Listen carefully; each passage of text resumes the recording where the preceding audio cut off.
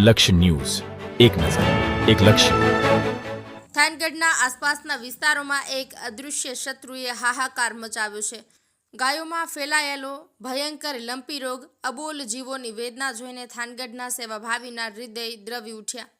થાનગઢ પાંજરાપોળના સક્રિય સભ્ય ફિરોઝ ખાન દ્વારા આ વાતની જાણ થતાં ઘણા સંગઠનો એકસાથે આવ્યા. જીવદયા ગ્રુપ, દુઃખભંજની મેલડીમાં ગ્રુપ, સીતારામ ગૌશાળા, સહયોગ સેવા ગ્રુપ અને અન્ય ઘણા સેવાભાવી મિત્રો સૌએ એક જ સંકલ્પ કર્યો, આપણે આ અબોલ જીવો માટે કંઈક કરવું પડશે.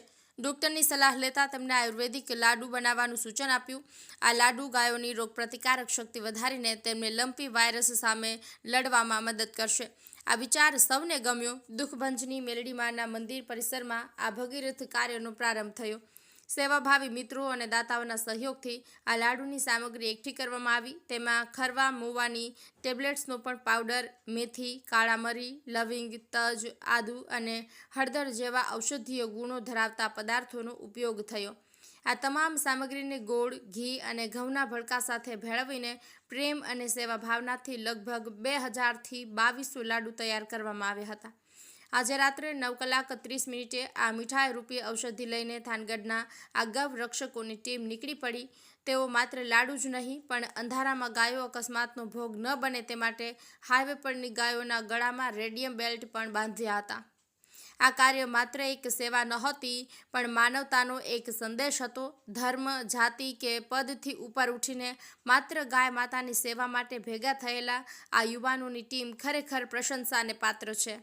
આર્થિક સહયોગથી ચાલી રહેલા આ કાર્યમાં ભાગ લેનારા દરેક થાનગઢના લોકોએ સાબિત કરી દીધું છે કે જ્યારે માનવતાની વાત આવે છે ત્યારે સૌ એક થઈને અશક્યને પણ શક્ય બનાવી શકે છે. જયેશભાઈ મુરી, થાનગઢ. જય વાસુકી દાદા, જય ગૌ માતા.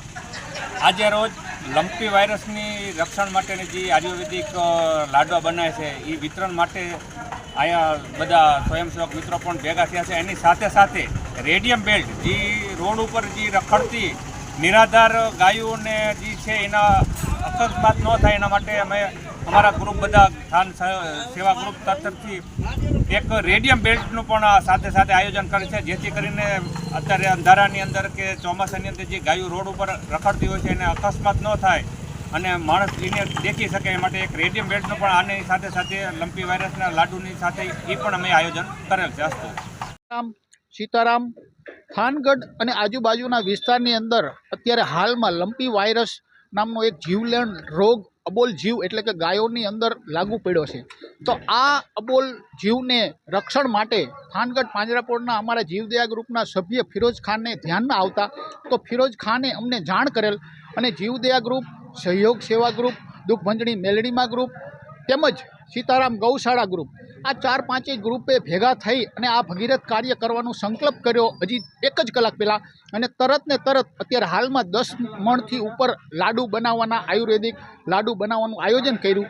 આ લાડુની અંદર મેથી, તજ, લવિંગ, તીખા પાવડર, સૂંઠ, હળદર, ગોળ, ઘી અને ઘઉંનું ભડકું તેમજ વાયરસને રક્ષણ માટેની જે દવા છે આપણા થાનગઢ પશુ દવાખાનામાંથી મેળવી અને એની અંદર મિક્સ કરીને એપ્રોક્સલી લગભગ 3000 લાડુ અત્યારે બની રહ્યા છે અને આજે જ અબોલ જીવને આપી દેવામાં આવશે. આ ઇમ્યુનિટી બૂસ્ટર લાડુ બની રહ્યા છે આયુર્વેદિક, જેની અંદર આ થાનગઢના જે આર્થિક સહયોગ એકાબીજા યુવાનોથી આ ભગીરથ કાર્ય થઈ રહ્યું છે. આપને કોઈ પણ રકમ દાન આપી હોય તો સહયોગ સેવા ગ્રુપ, સીતારામ ગૌશાળા, દુઃખભંજની મેલડીમાં ગ્રુપ કે જીવદયા ગ્રુપ, કોઈ પણ સભ્યોને તમે આર્થિક સહયોગ આપી શકો છો. તમારા સહયોગથી જ આ ભગીરથ કાર્ય થઈ રહ્યું છે. રામ રામ, સીતારામ.